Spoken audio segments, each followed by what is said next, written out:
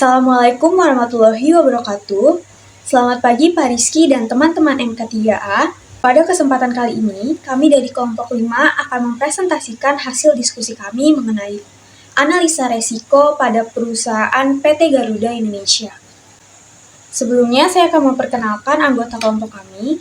Yang pertama ada Izal Maulana Fauzianza, lalu ada Wami Safri Maulani, dan saya sendiri Sepira Duananda. Berikut merupakan tabel of content. Yang pertama akan dibahas mengenai profil perusahaan, 2 analisis SWOT, 3 analisis PESTEL, 4 risiko berdasarkan penyebabnya, 5 matriks, dan yang terakhir argumentasi. Langsung saja kita masuk ke pembahasan pertama, yaitu profil perusahaan. Kepada Wangi Safri dipersilahkan. Sebelumnya perkenalkan, nama saya Wangi Safri Maulani dengan NIM 220444128. Di sini pertama-tama saya akan menjelaskan mengenai profil perusahaan dari PT Garuda Indonesia Terbuka. Nah, PT Garuda Indonesia sendiri beralamat di Garuda Indonesia Building, Jalan Kebon Siri nomor 44, Jakarta Pusat, DKI Jakarta, atau berpusat di Bandara Soekarno-Hatta. Seperti kita tahu, sektor perusahaannya pastilah di transportasi penerbangan dan pariwisata. PT Garuda Indonesia didirikan pada tanggal 1 Agustus 1947 dan mulai beroperasi pada tanggal 26 Januari tahun 1949. Namun, di tahun ini mereka beroperasi sebagai Indonesia Airways. Barulah beroperasi sebagai Garuda Indonesia itu di tanggal 28 Desember 1949.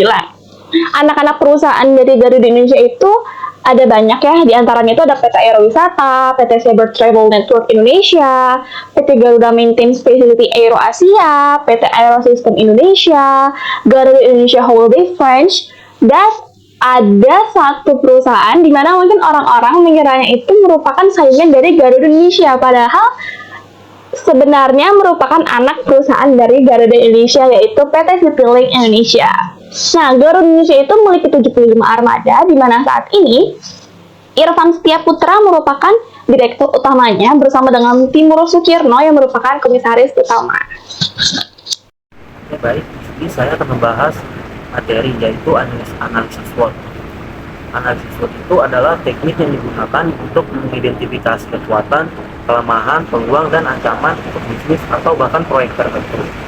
Meskipun paling banyak digunakan oleh organisasi dari bisnis kecil dan nirlaba hingga perusahaan besar, analisis SWOT juga dapat digunakan untuk tujuan pribadi dan profesional. Nah, ini saya akan membahas analisis SWOT untuk PT Garuda Indonesia. Yang pertama ada faktor internal perusahaan, yaitu kekuatan atau strength. Yang pertama, maskapai penerbangan terbesar di Indonesia. Yang selanjutnya memiliki brand yang kuat. Garuda Indonesia telah memiliki brand yang kuat dan telah diakui di pasar domestik. Yang selanjutnya adanya layanan immigration on board. Adanya layanan immigration on board yang merupakan inovasi Garuda dan merupakan satu-satunya di dunia, yaitu layanan pembelian visa di atas pesawat. Nah, selanjutnya maskapai penerbangan dengan TI tercanggih di Indonesia. Garuda Indonesia memiliki teknologi informasi yang mutakhir dalam menjalankan bisnis, sehingga menempatkan Garuda Indonesia sebagai maskapai penerbangan dengan TI tercanggih di Indonesia. Yang kedua ada kelemahan atau weakness.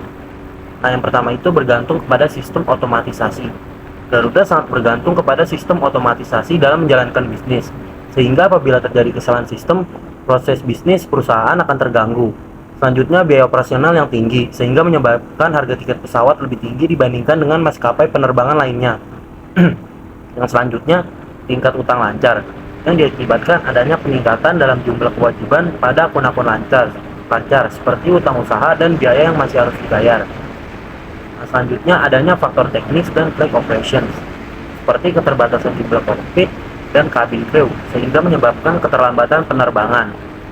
Nah, selanjutnya ada faktor eksternal perusahaan. Yang pertama itu ada peluang atau opportunities. Nah, yang pertama ini penerbangan di kawasan Eropa.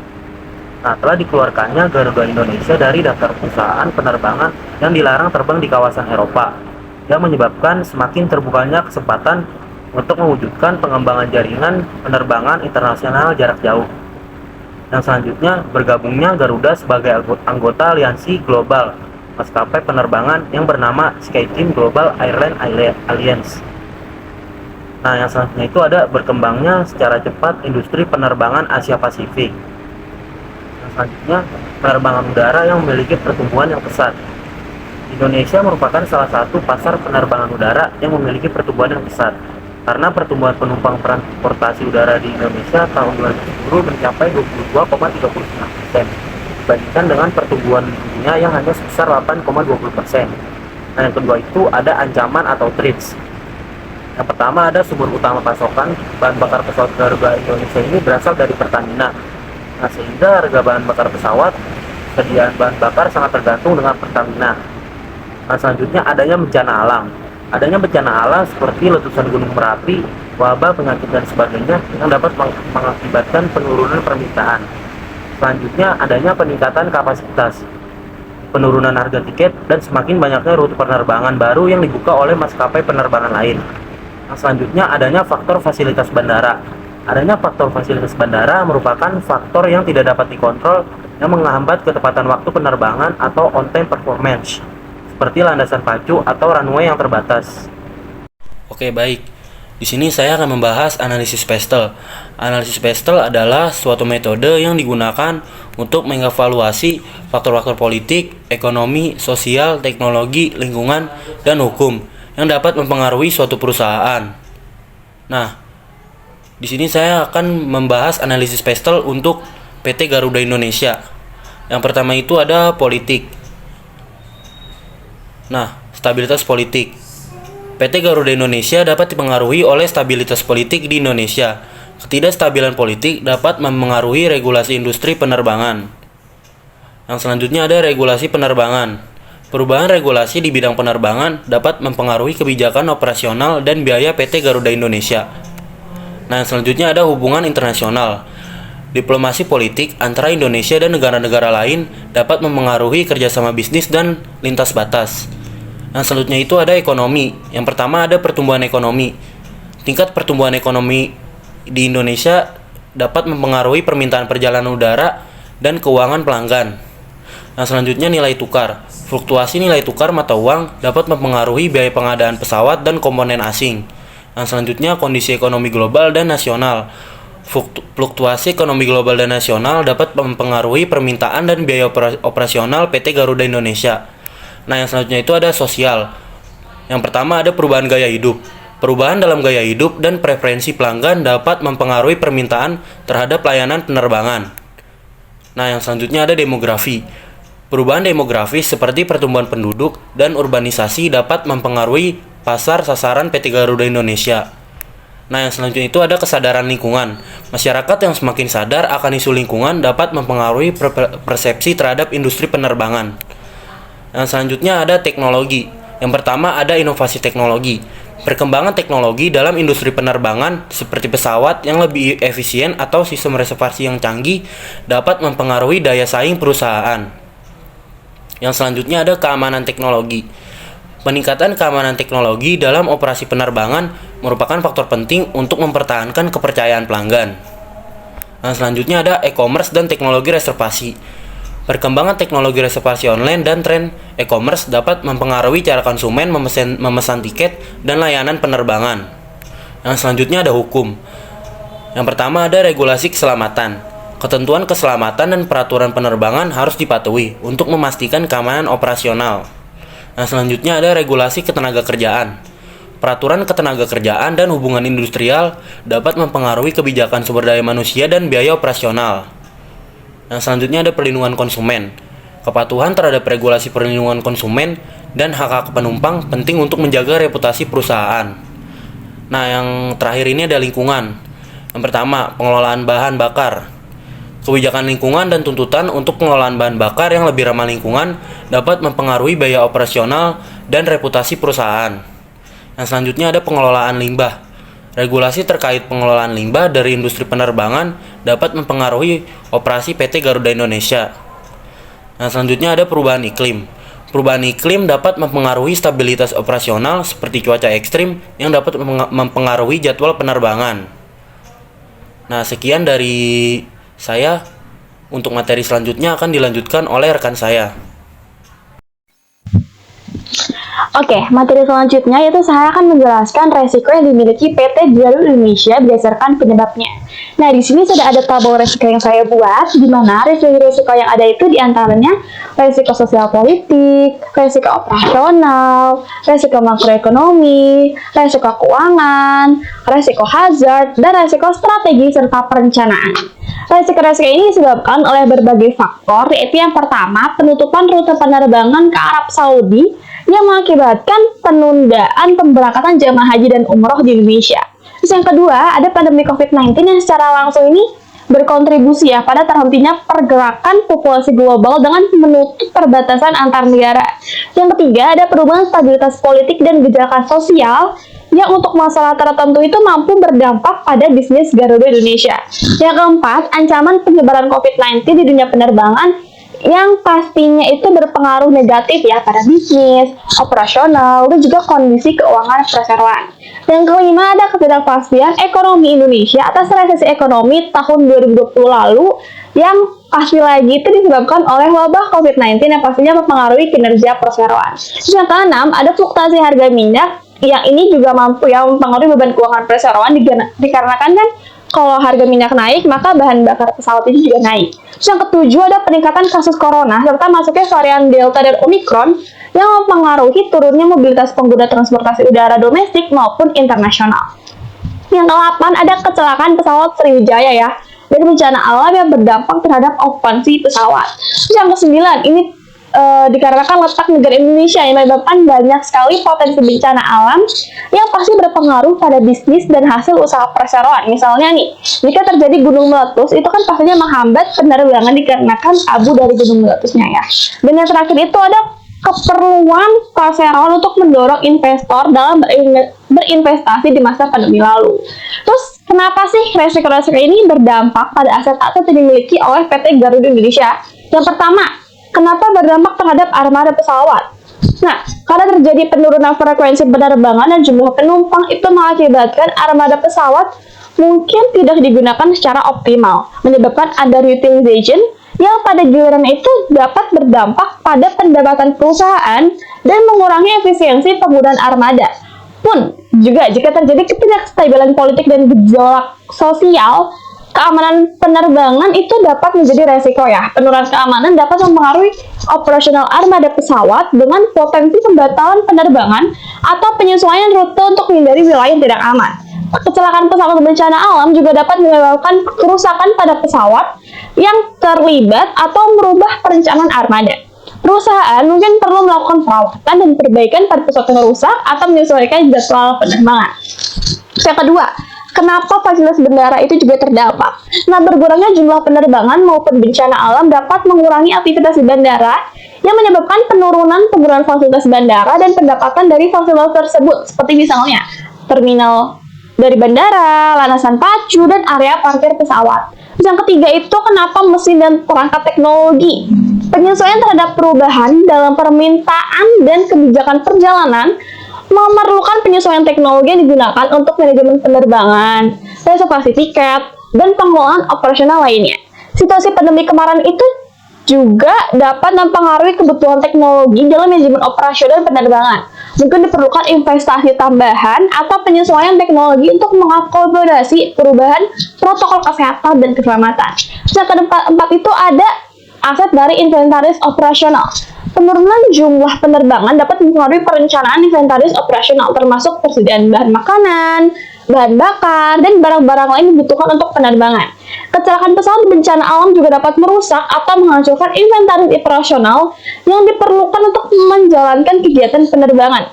Misalnya kayak peralatan penanganan bagasi, peralatan navigasi, atau peralatan pendukung lainnya yang dapat terkena dampak.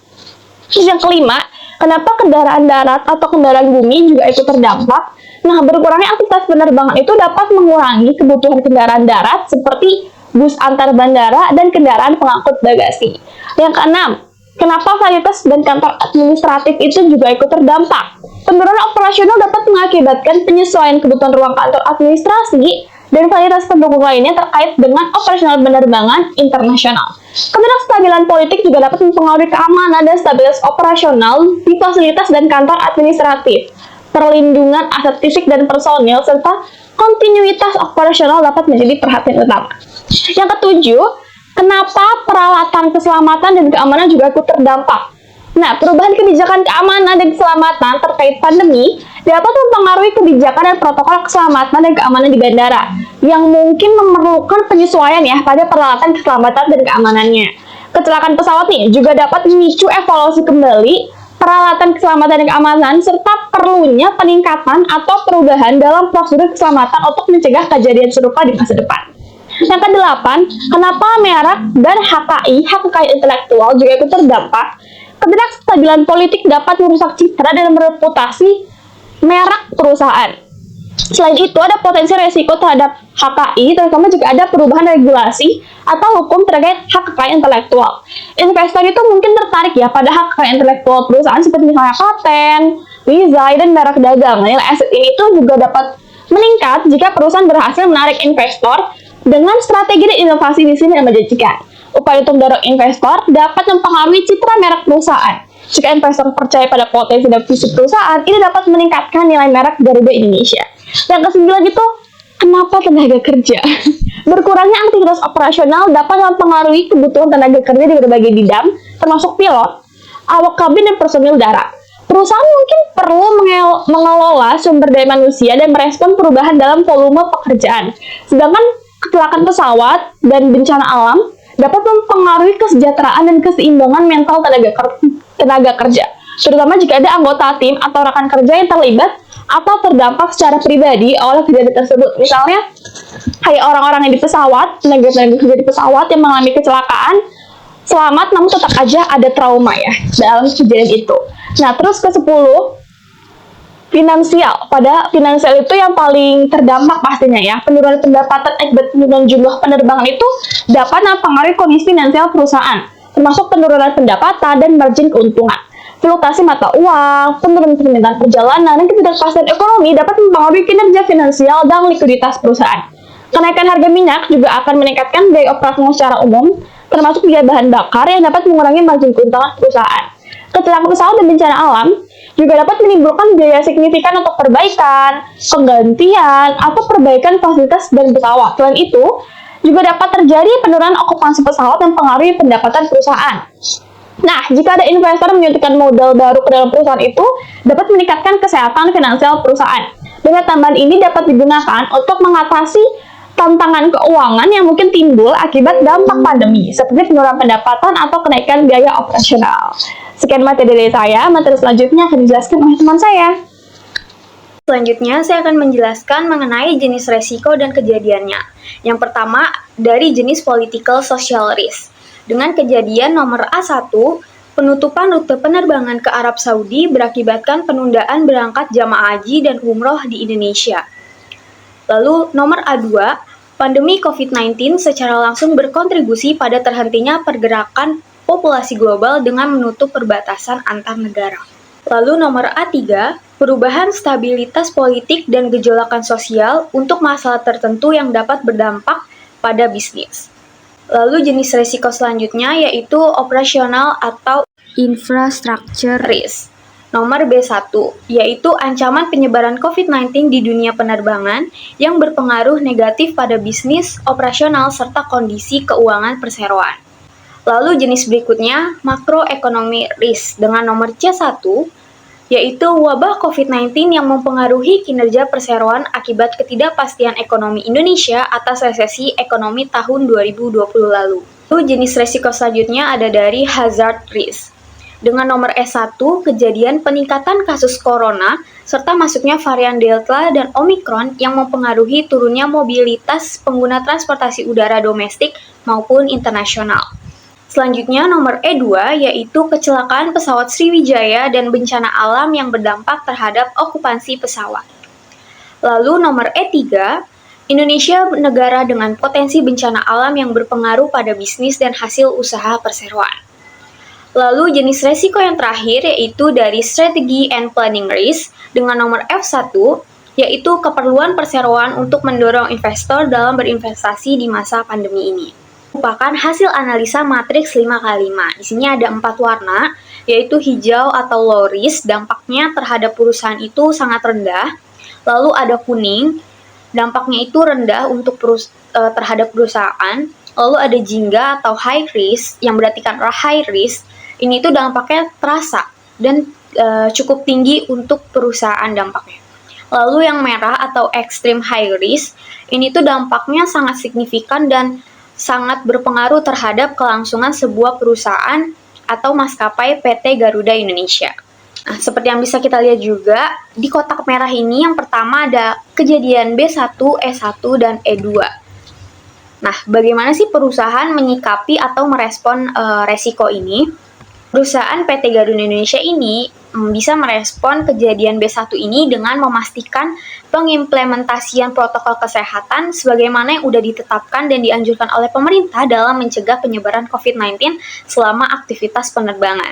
Dan juga harus menyesuaikan fasilitas tertentu agar mengurangi adanya kontak langsung antara sesama, baik dengan sesama penumpang maupun dengan pegawai penerbangan. Lalu untuk E1 sendiri bisa merespon dengan menerapkan protokol kesehatan yang didukung dengan tes kesehatan yang dapat memastikan bahwa penumpang ini layak untuk ikut dalam penerbangan. Jadi harus dipastikan sehat dan bebas dari COVID-19.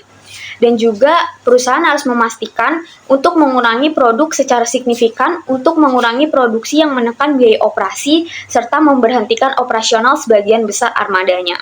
Kejadian A2, PT Garuda bisa melakukan grounded pesawat wide body, lalu menyesuaikan jadwal penerbangan pesawat terhadap rute pesawat yang masih dibuka dengan memaksimalkan operasional penerbangan dalam rute yang masih dibuka.